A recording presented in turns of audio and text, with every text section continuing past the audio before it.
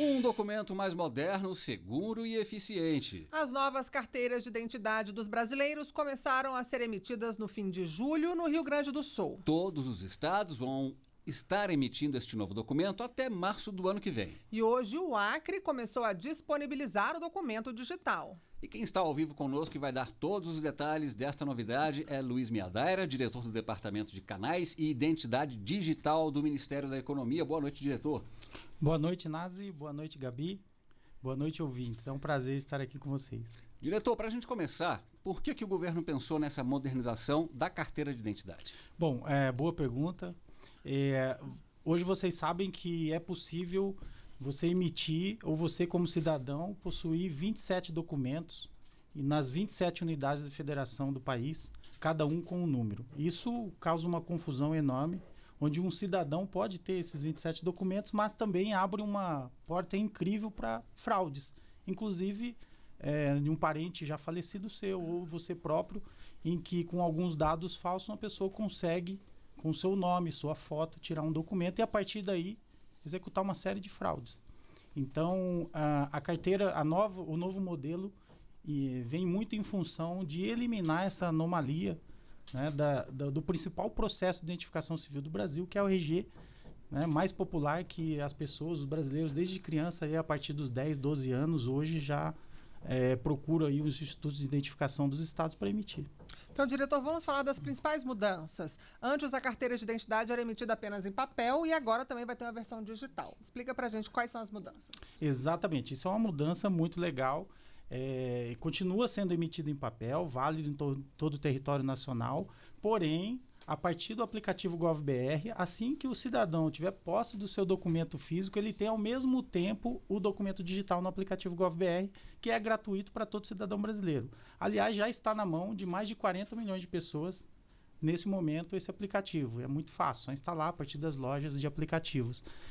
Esse documento digital é tão válido quanto o documento físico. Você apresenta em qualquer balcão físico, em qualquer órgão público, em qualquer balcão de iniciativa privada, que eles têm que ser aceito, isso é garantido por lei. Ou seja, pode ser usado em qualquer situação. Qualquer situação, Nazi. Qualquer situação ele pode ser utilizado com maior modernidade, uma vez que ele tem também um QR Code em que a pessoa que está recebendo esse documento vai poder conferir a validade desse documento e a autenticidade desse documento. Isso que eu ia perguntar para o senhor. Essa nova identidade traz mais elementos de segurança, né? O Certamente. QR Code é um deles. Tem alguns outros? O digital, principalmente o QR Code, mas também o físico com novos elementos de segurança, tal como uma nota de dinheiro.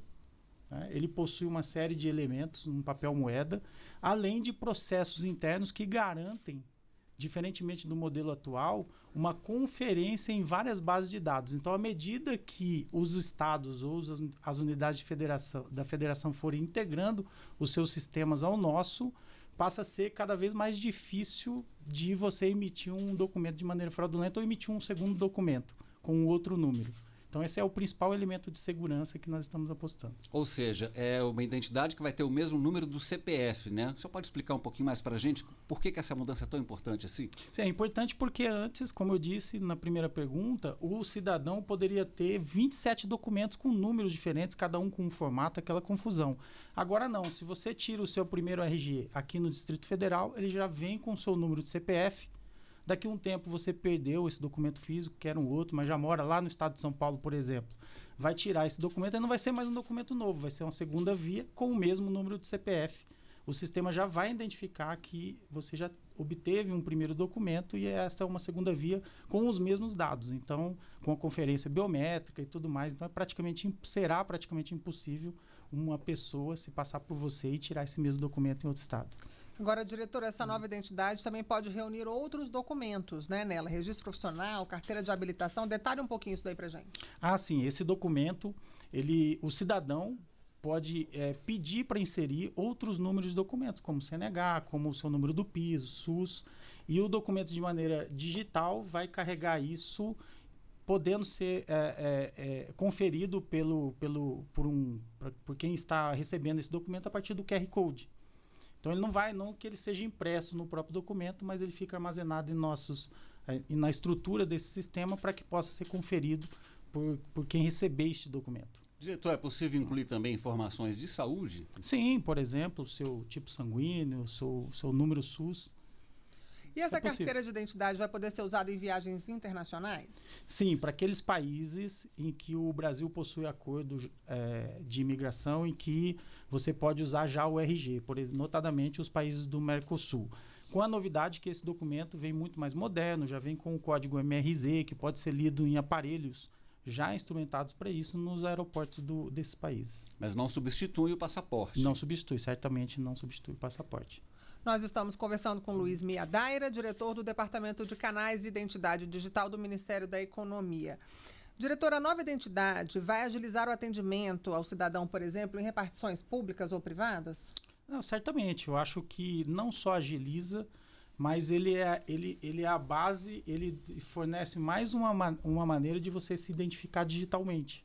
Ou seja, você, por meio do GovBR, que já é um sistema que contém 135 milhões de brasileiros cadastrados, esse processo que já é popular, já é a principal forma de identificação civil do país, passa a ser integrado também ao GovBR e fornece uma conta para acessar mais de 4 mil serviços públicos.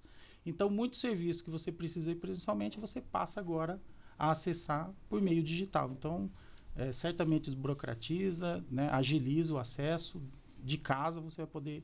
Já pode, mas agora com mais segurança, inclusive por menores de idade, né, será possível acessar esse serviço. Certo. Então, diretor, para o nosso ouvinte aí que quer saber quando é que vai poder tirar esse novo documento, como é que está o cronograma, né? Que estados já começaram a emitir a nova identidade? Boa pergunta. Bom, primeiro dizer que até março de 2023, por decreto, todas as unidades da federação são obrigadas a integrarem nesse novo sistema.